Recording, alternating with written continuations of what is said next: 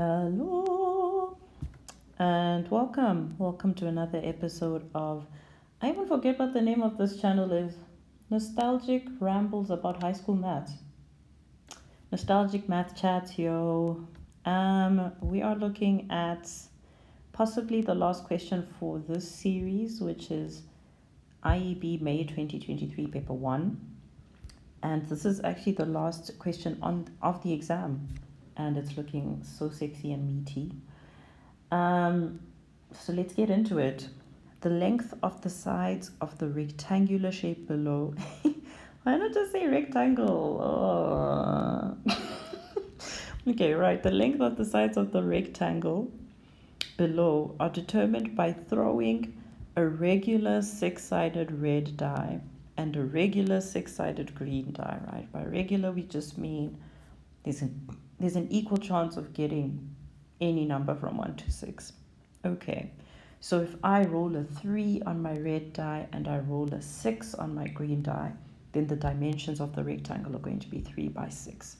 Or if I roll a 1 and a 5, then the rectangle is going to have a width of 1 and a height of a number I forgot. Did I say 5? Right, so we get the gist of what's going on. So, determine the probability that the area of the rectangular shape will be greater than 12 square units, have a perimeter less than 22 units, and never be a square.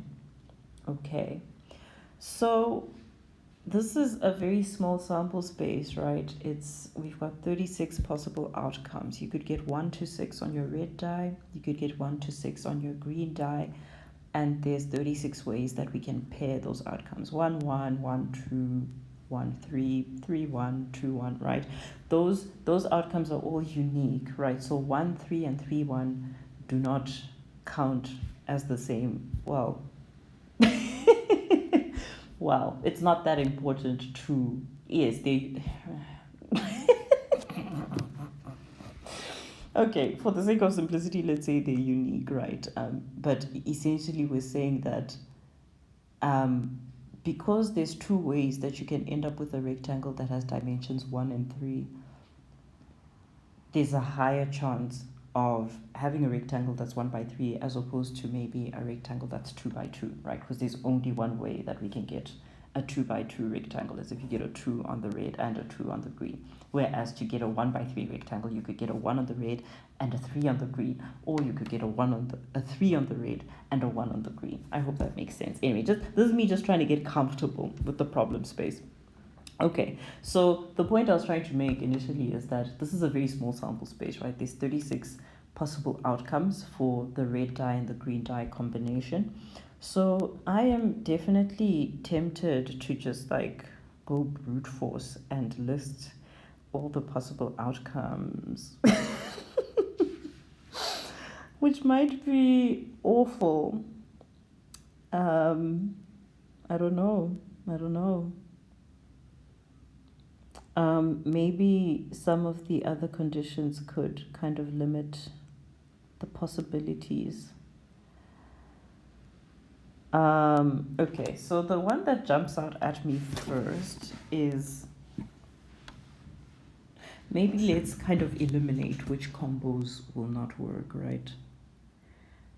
Okay, so I'm gonna at least, I won't work them all out just yet, but I'm at least going to, maybe let's not use red and green for the table. So let's use like a neutral color like blue. Okay, so this will be the outcome of the red die. Okay, maybe let's not write on the poor thing. And one of the key things I want to mention here is that, you know, you shouldn't be too self-conscious about how you present your solution. And by that, I don't mean, you know, just be crazy messy. As long as it's clear what you're trying to communicate, right? So don't think, ooh, how do I write this in fancy maths-ish or fancy English? Like, if the moment you put down a table like this, the teachers know what's going on. They know it's about that term. So, yeah, don't freak out too much about that. If you have colors in the exam, this would be a pretty good time to whip them out. Right, so over here, this is the outcome of the green dye. Okay, and then over here, this is the outcome of the red dye.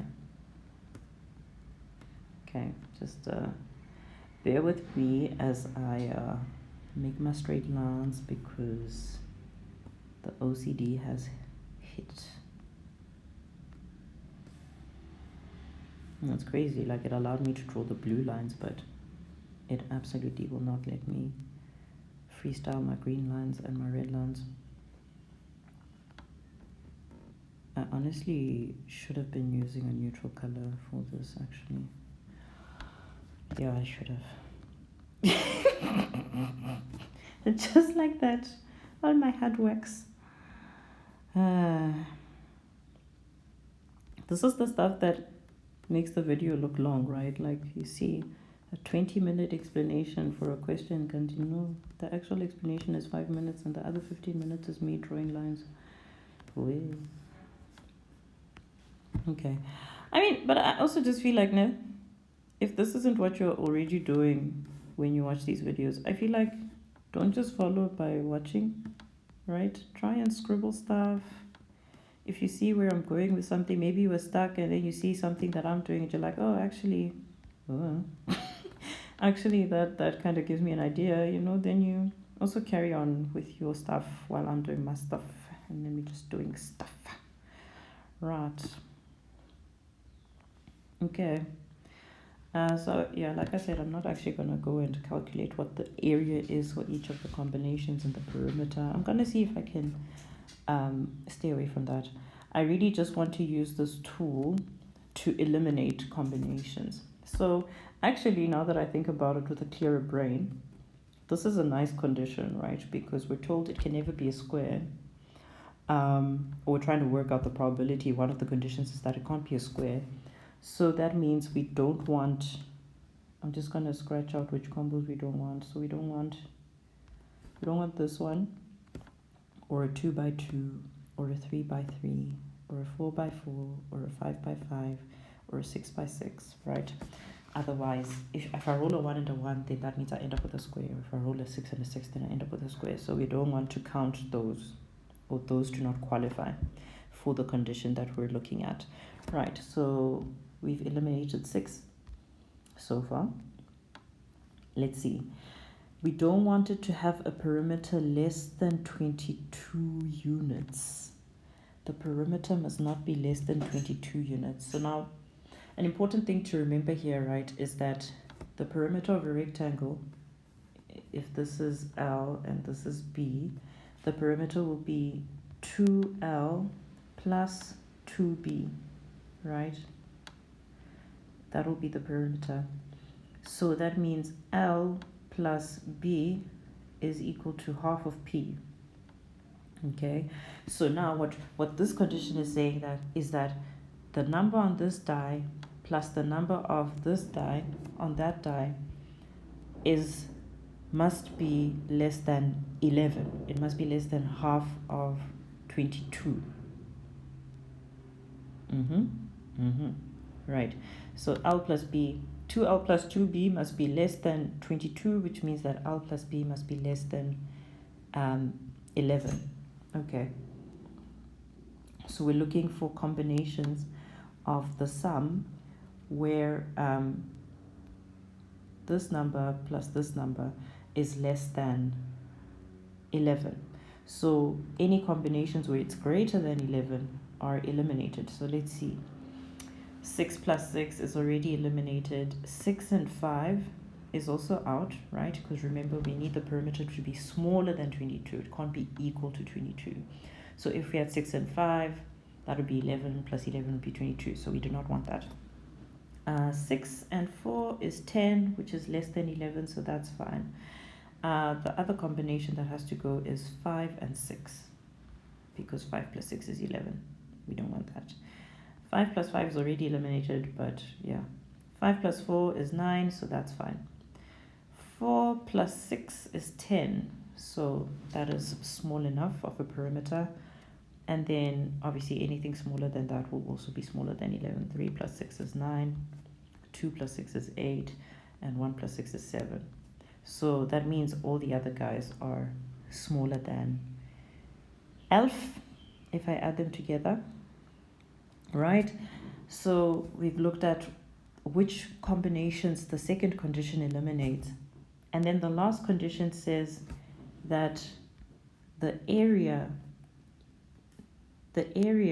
must be bigger than 12 square units, must be bigger than 12 square units. Okay, so we need to eliminate the combinations where length times breadth or red times green is 12 or less. Okay, so those are the combos that condition eliminates. So 1 times 1 is already out, 2 times 1, 3 times 1, in fact everything times 1 is smaller than 12. And then 2 times 1, 2 times 2, 2 times 3, 2 times 4, 2 times 5, 2 times 6 is 12. 12 is not greater than 12, so that also has to go, unfortunately.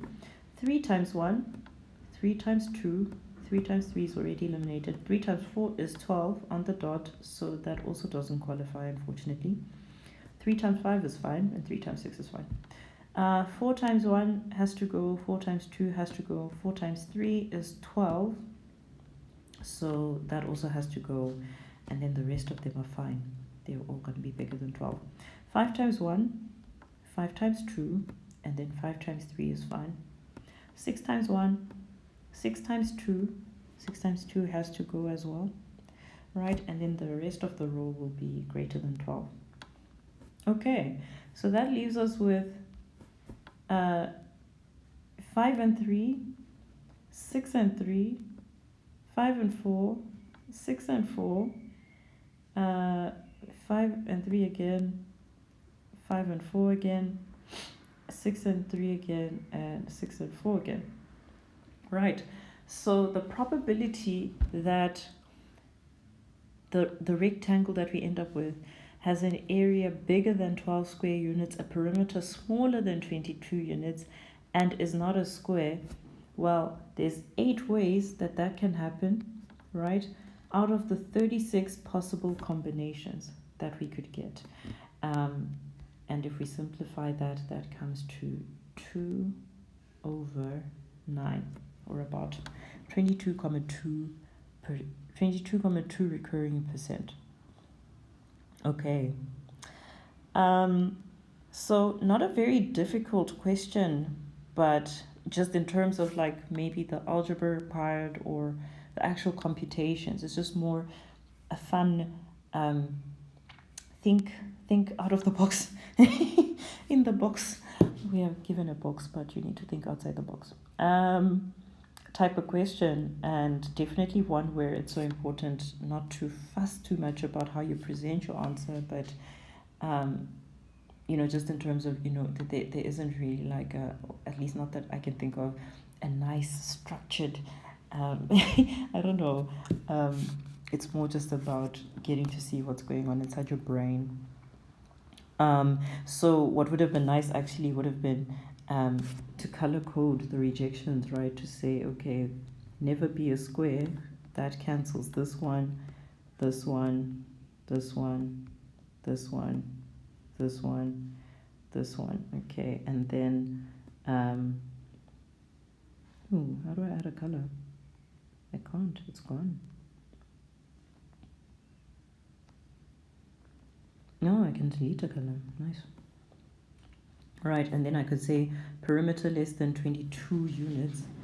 Well, which one does it eliminate? It eliminates this one again, gets eliminated, it eliminates that one, and so on and so on. So that would be another way that you could communicate like how you decided to put the x's in the table. And then what did I want to say? I forget. Oh, I just wanted to double check, like sanity check, yeah. Small sanity check. So let's look at 5 and 3, for example. Okay, so it's not a square. The dimensions are different. The perimeter would be 5 plus 3, 8 times 2, which is 16, which is smaller than 22. And the area would be 5 times 3, which is 15, which is bigger than 12. Okay, so that's a good one. Let's see this one, 6 and 3. So it's not a square. The perimeter is 6 plus 3, 9 times 2, which is 18, which is smaller than 22, and the area is 6 times 3, which is 18. Cool, so it looks like our process has kind of worked. Let's see what the antwoord, the memo. Ha! The memo also has tables. Oh, so they have a table for the area workings where they have they don't consider the values that represent squares. So from there they kind of pick out, okay, which rectangles have an area that's greater than 12. And then they have a separate table where they're working out the perimeter for each pair, each of the qualifying pairs, and seeing which ones have a perimeter smaller than 22. And their answer comes to 8/36, which is 0.22, rounded to 2 decimal places. Perfect.